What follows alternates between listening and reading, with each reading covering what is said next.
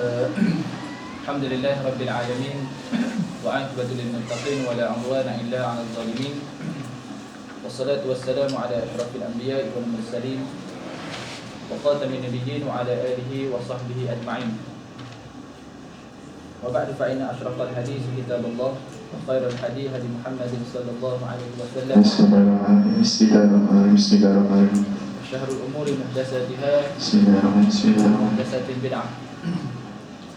Allahumma 'allimna ma jahilna wa dzakirna ma nusina warzuqna tilawatahu ana al-laili wa atrafan nahar waj'alna hujjatan ya rabbal alamin. Bismillahirrahmanirrahim.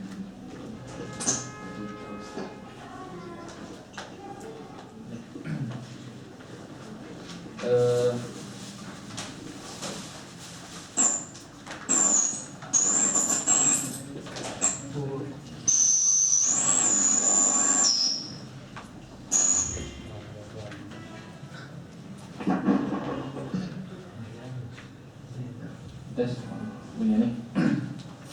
Yang terima kasih Bebe. Yang dihormati barisan kepimpinan Perubatan Cawangan Mansurah, yang dihormati barisan ahli jawatan kuasa Madrasah Imam Nawawi, seterusnya sahabat dan sahabiah yang dirahmati Allah Subhanahu Wa Taala sekalian. Syukur kita kepada Allah Subhanahu Wa Taala kerana Allah Subhanahu Wa Taala telah memberikan kita suatu kesempatan pada hari ini untuk kita sama-sama meneruskan lagi pembincangan kita berkaitan dengan qawaid fiqhiyah yang ditulis oleh Ustaz Luqman, ataupun dikata apa, Al-Ghaffar At-Tantawi, yang mesti gelaran dia lah. Dan insya-Allah pada hari ini kita masuk kaedah yang baru, kaedah yang keempat. Kaedah keempat, kaedah pertama al-umuru bimaqasiduha. Kaedah yang kedua al-yakin la yuzalu bisyak. Kaedah yang ketiga al-musyaqqah tajribu taysir. Dan kaedah yang keempat ad-darurah yuzal. Kaedah kelima adat muhkamah. Al-adat muhkamah. Dan insya-Allah hari ini kita akan cuba berkaitan dengan satu kaedah yang agak panjang lah, kalau nak dibandingkan dengan kaedah yang ketiga. Kaedah keempat ni perbahasan dia agak panjang. Mungkin perbahasan yang paling panjang tu dalam banyak-banyak kaedah.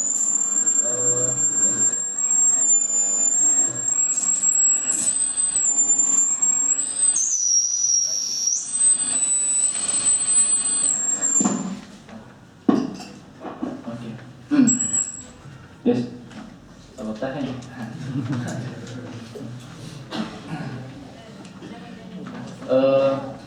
Kaedah yang agak panjang. Kita sama-sama berbincang lah. Anda bukanlah orang yang pandai, bukan yang layak. Okey. Sikit apa bukan orang yang selayaknya lah untuk bercakap. Tapi kita sama-sama berbincang lah, mana yang anda salah, antum semua tegur lah. Okey. Kaedah ni kaedah yang agak besar lah. Agak besar. Sama-sama dalam perubatan lah, dalam dunia medik kita. Kerana kita akan setiap hari kita dalam doktor medik sebagainya, kita tiap-tiap hari kita akan bercumbu dan berhadapan dengan benda yang darurat. Pak sakit-sakit itu ialah perkara yang darurat.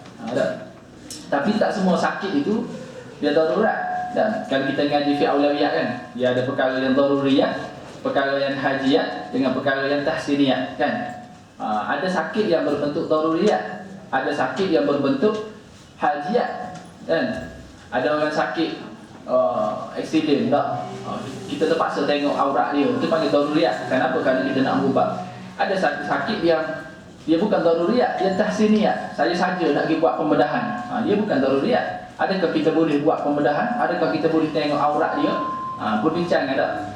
Kita boleh tak tengok aurat dia? Seorang yang mari nak buat pembedahan kecantikan ke, ataupun nak buat benda-benda yang sekadar tahsiniyah, sekadar kehendak, dia bukan daruriyah. Lepas tu dia perbincangan yang lain kan. Kita akan cuba bincang dalam hari ini. Kaedah daruriyah ad-darurah yuzal. Apa maksud ad-darurah? Darurat yuzal ni kata Imam Malik iaitu al-khawfu 'ala nafsi min hilal al-ilma aw zannan. Apa maksud darurat dalam kaedah ini? Iaitu al-khawfu 'ala nafsi, kita takut ke atas diri kita berlakunya kerosakan, berlakunya kemudaratan secara ilman, secara yakin ataupun secara zon. Okey, secara zon. Muka surat 42. Muka surat 42 takut ada baru tak. Surat 42. Okey. Tak ada tarikh sini, cuma tarikh ni nak ambil dalam kitab ni, kitab orang lain. Maksudnya ad-darurah ni ada al-khawfu 'ala nafsi min bila ilma zanna. Kita takut berlaku sesuatu kemudaratan ke atas diri kita secara yakin ataupun secara zon. Maksudnya kita nak menggunakan kaedah ini, kaedah darurat al-yuzal ni mesti kita yakin ataupun kita zon. Zon ni banyak mana? 70% zon. Kalau aku buat macam ni boleh berlaku macam ni. Kita zon, boleh dah kita ambil darurat tadi, ambil kaedah tadi. Maksudnya apa maksud ad-darurah yuzal? Maksudnya sesuatu kemudaratan, sesuatu yang boleh mendatangkan bahaya dan kemudaratan mesti kita hilangkan. Gitu masuk kaedah ni. Apa-apa benda yang kita rasa boleh membahayakan diri kita dengan bentuk ilman, dengan bentuk kita yakin ataupun dalam bentuk kita zon. Zon tadi 70. Tapi kalau 50 tak boleh lagi. Kalau aku tak makan bangkai ni, aku mati ke tak? 50 lagi. Tak. Maksudnya kalau aku boleh hidup lagi ni, kalau aku tak ambil bangkai ni, atau aku tak makan bangkai ni, aku boleh hidup lagi. 50. Masa tu tak boleh ambil lagi tak boleh ambil lagi darurat tadi. Dia mesti sama ada dia tu zon ataupun dia tu dengan keadaan yakin. Kita zon lah. Okey. Mana baru kita boleh ambil? Okey. Tu nak faham kaedah kita ni. Ad-darurah yuzal, tu kaedah pertama. Dalam ad-darurah yuzal ni dia akan tumbik banyak pula kaedah lain. Okey, sebelum kita masuk kepada kaedah ni, kita kena tahu dulu Allah Taala datangkan hukum syarak ni untuk jaga 5 perkara. Untuk jaga 5 perkara. Pertama, jaga agama. Kedua, jaga diri. Ketiga, jaga akal. Keempat, jaga keturunan. Kelima, jaga harta. Hukum syarak ni Allah Taala turun hukum syarak untuk jaga 5 perkara ni. Agama, agama, diri, akal, keturunan, harta. Kena ingat 5 perkara ni. Jadi apa kepentingan kita tahu 5 perkara ni? Sebab bila berlaku satu kemudaratan, contoh berlakunya kemudaratan tu kena mana? Contohnya mudarat tu kena kepada bertembung di antara diri dengan agama. Dua-dua. Contohnya mudarat itu kena juga pada diri dan kena juga kepada agama. Maka kemudaratan mana yang perlu dihilangkan? Kemudaratan diri atau kemudaratan agama? Jawabnya kemudaratan agama. Sebab agama lebih besar daripada diri. Sebagai contoh, jihad di jalan Allah. Contohnya berlaku peperangan di Palestin atau di Syria tu. Bertembung di antara mudarat diri dengan mudarat agama. Tak, mudarat diri apa? Kalau kita masuk jihad kita akan mati. Tak, itu mudarat kepada diri sendiri. Tak, mudah mencampak diri dalam kebinasaan tak boleh. Wala tulqu bi aydikum ila tahluka. Maksudnya tak, satu lagi kemudaratan agama. Kalau kita tidak berjuang, kalau kita tidak berjihad, agama kita akan rosak, akan punah. Tak, orang akan menguasai negara kita. Tak, jadi bertembung di antara diri dengan agama. Jadi ad-darurah yuzal ini kemudaratan mesti dihilangkan. Bertemu 2 darurat. Jadi mana yang kita nak utamakan? Jawab dia, kita kena utamakan agama walaupun diri kita terkorban. Itu kaedah 5 kita tahu asal. Bertemu kita, kalau kita tak makan bangkai, kita akan mati. Kan? Mati itu nyawa. Makan bangkai itu dari sudut kita kata nak jaga akal ataupun kita betul kalau tak minum mati. Ada arak je. Contohnya ada air arak. Ada arak, kalau kita tak minum arak tadi kita akan mati. Contohnya kita memang dahaga sungguh kalau tak mati. Jadi bertemu di antara kenapa Islam mengharamkan arak? Kerana untuk jaga akal. Tak nak bagi akal rosak, tak nak bagi manusia ni mabuk. Jadi bertemu di antara akal dengan diri. Tapi kalau kita tak minum arak tadi kita akan mati. Jadi mana yang perlu kita hilangkan mudarat tadi? Maka kita hilangkan mudarat diri tadi. Maka kita bina arak tadi. Faham? Maksudnya kena faham dulu sebelum kita cakap ad-darurah yuzal ini, kita faham 5 perkara yang maqasid syariah. Atau kita cakap maqasid syariah, tujuan syariah diturunkan ini untuk jaga 5 perkara tadi. Agama, diri, akal, keturunan, harta. Okey. Ataupun kita kata fi aulawiyat yang kita belajar. Tapi kalau kita belajar fi aulawiyat, kita belajar pula kaedah ni, kita cepat faham. Orang yang belajar fi aulawiyat, dia ada satu lagi fi dia panggil fi aulawiyat. Fi aulawiyat ni, kalau kita belajar fi aulawiyat ni, dia memang compare dengan dia memang kena dengan kaedah ad-darurah yuzal. Kaedah kemudaratan mesti dihilangkan. Okey. Menurut kaedah ini merupakan salah satu daripada prinsip Islam yang unggul dan dijamin oleh syarak untuk dipraktikkan di dalam kehidupan manusia. Memang kaedah ini adalah kaedah yang dipraktikkan oleh syarak. Di antara perkara yang termasuk dalam prinsip ini adalah mencuri, merampas harta benda orang lain dan sebagainya. Maka syarak mewajibkan supaya dipulangkan benda yang dicuri dan harta yang dirampas itu kepada pemiliknya sekiranya benda itu masih ada, atau mestilah diganti dengan barang lain jika benda yang curi atau dirampas rosak. Dah orang curi barang, maka kemudaratan lah. Benda tu dah habis dah, dia curi dia makan dah, tapi dia kena ganti lain ya. Maksudnya kemudaratan itu mesti dihilangkan. Atau begitu juga dengan binaan yang dibina di atas jalan raya atau dahan pokok kayu yang masuk ke dalam kawasan milik orang yang boleh mendatangkan bahaya kepada mereka. Maka hendaklah diruntuhkan binaan tersebut.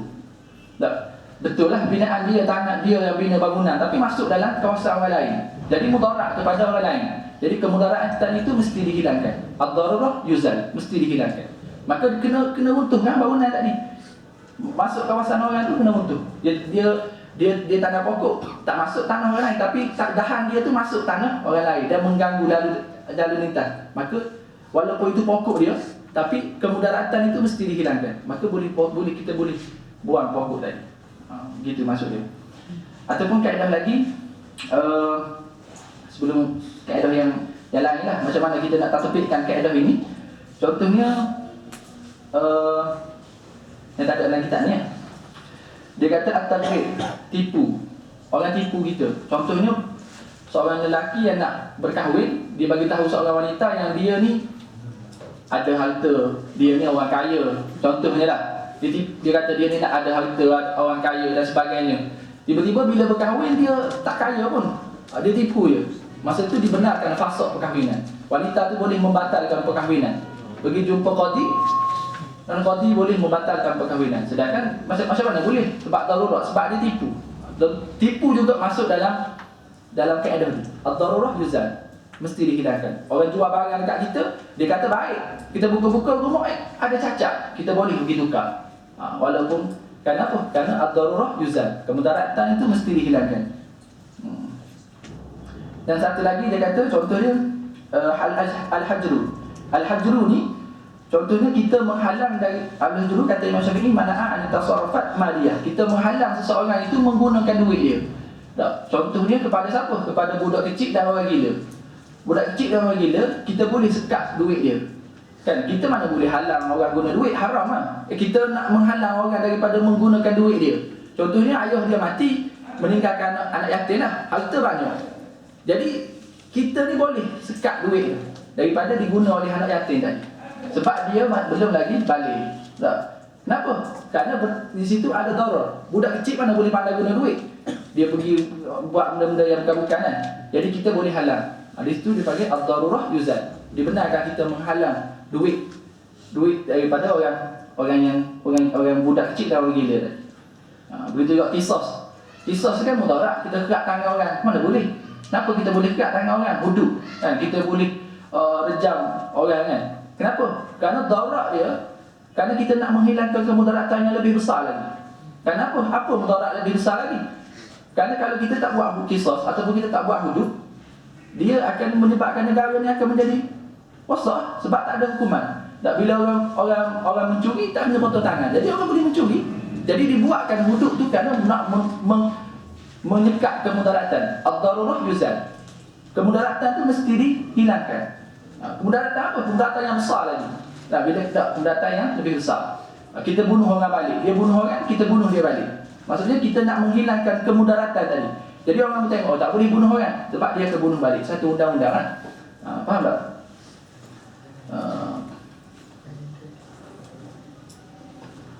Fasad nikah, maksudnya membatalkan perkahwinan, boleh juga. Sekiranya seorang wanita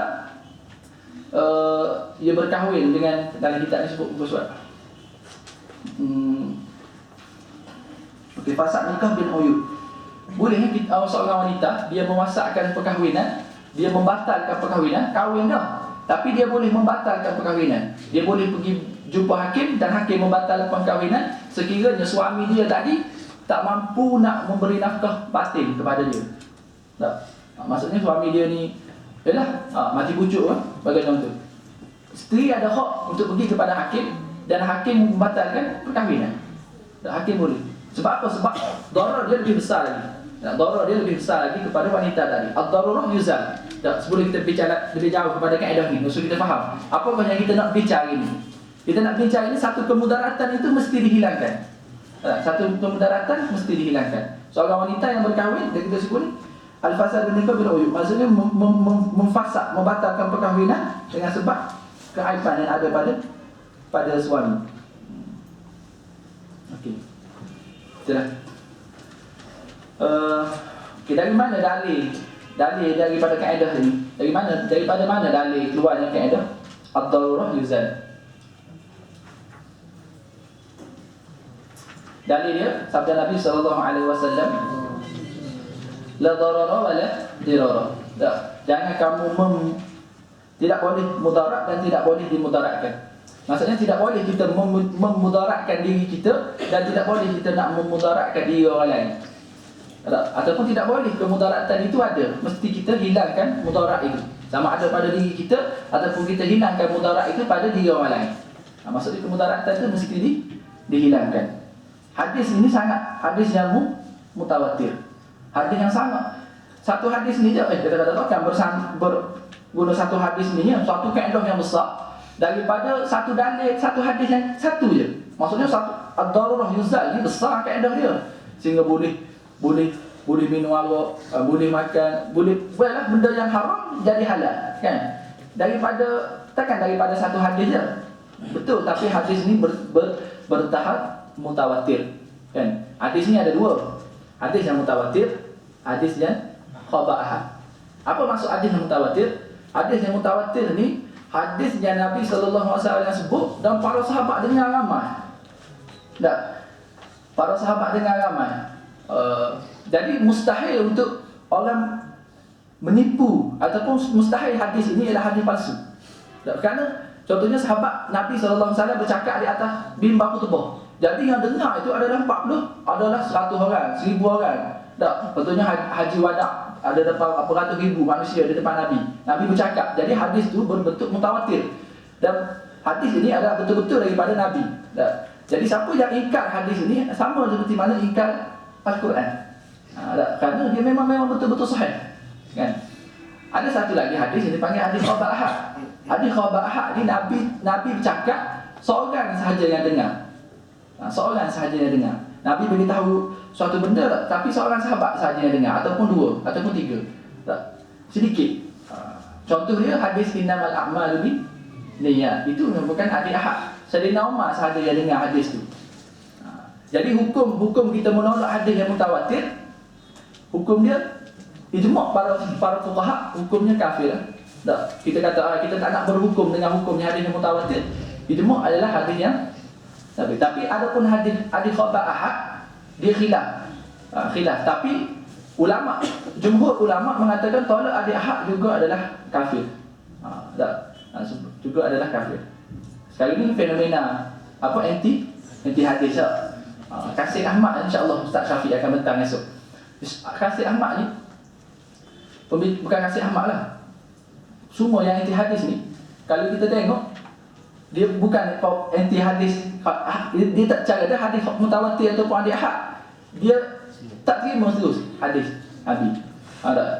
Tapi kalau kita tengok hujah-hujah dia, hujah-hujah dia mana lagi? Bukan kita kata bukan kita boleh tolak begitu lah. Kalau kita tak study memang kita tak boleh tolak hujah dia. Tak ada hujah dia.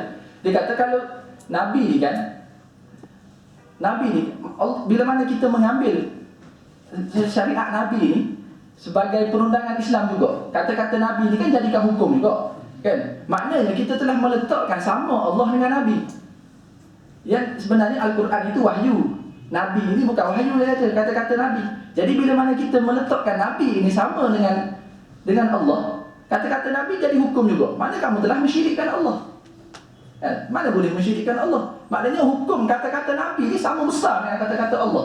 Ingkar kata-kata Nabi Muhammad boleh jadi kufur. Ingkar kata-kata Allah, kita maklum kan? Itu hujah dia. Kalau dia tanya kita nak jawab apa? Tanya mu, saya jawab. Kita kata, itu juga. Dia membaca Al-Quran, afaghayarallahu abtaghi hakaman. Adakah nak cari hukum lain lagi daripada hukum Allah? Kita jawab. Itu antara hujah anti hadis. InsyaAllah Ustaz Syafiq akan jawab esok. Kena mari ya. Promosi. Ustaz Syafiq ni dia satu batch dengan anak, dia tonton. Satu usrah. Tapi satu usrah dengan anak. Tapi dia ni hebat jauh kan nak banding dengan anak, ujung buku. Tak? Sekarang ni dia Ustaz Syafiq ni dia dah habis dia habis awal daripada anak. Dia sekarang ni sedang buat master serentak, tiga master. Pertama master Al-Azhar, kedua master Amerika Maftuh, dan ketiga Darul Ifta. Kita iktiraf Darul Ifta ni master juga. Dan dia buat dalam masa serentak 3. Memang dia masa belajar dengan dulu pun dia memang kenal orang yang hebat. Dia boleh buat master dalam masa serentak 3. Hebat kan? Boleh dengar lah esok macam mana dia jawab. Ada. Okey.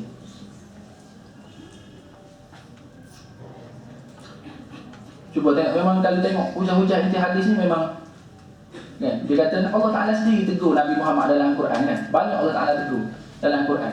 Maknanya Nabi Muhammad ada buat salah sehingga Allah Ta'ala tegur.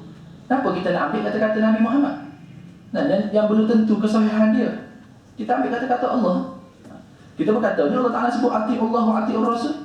Dia kata ati'ullah wa ati'ur rasul. Ati'ur rasul itu adalah taat pada rasul apa yang Rasul sebut daripada Allah. Adapun kata-kata Nabi Muhammad sendiri itu tidak boleh ambil. Pentakwilan dia. Maksudnya kita saya saja malah jawab ni. Nak tinggalkan persoalan, Rasul mari esok. Rasul mari esok. Kita tinggalkan persoalan. Okey. Itu merupakan kaedah yang